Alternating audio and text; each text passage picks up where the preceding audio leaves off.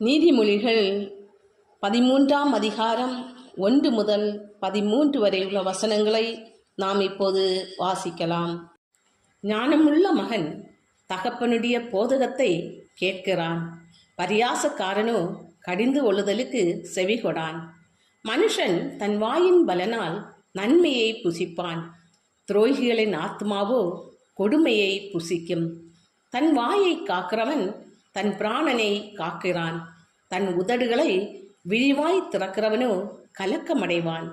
சோம்பேறியுடைய ஆத்மா விரும்பியும் ஒன்றும் பெறாது, ஜாக்கிரதை உள்ளவர்களுடைய ஆத்மாவோ புஷ்டியாகும்.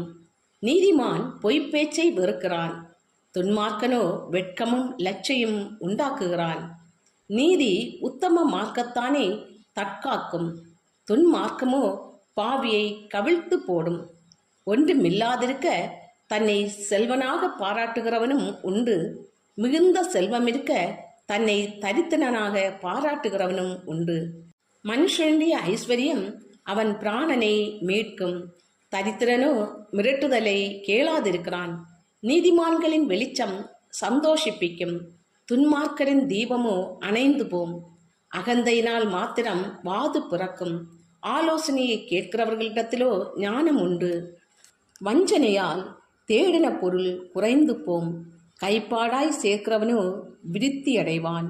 நெடுங்காலமாய் காத்திருக்குதல் இருதயத்தை இளைக்க பண்ணும், விரும்பினது வரும்போதோ ஜீவ விருட்சம் போல் இருக்கும்.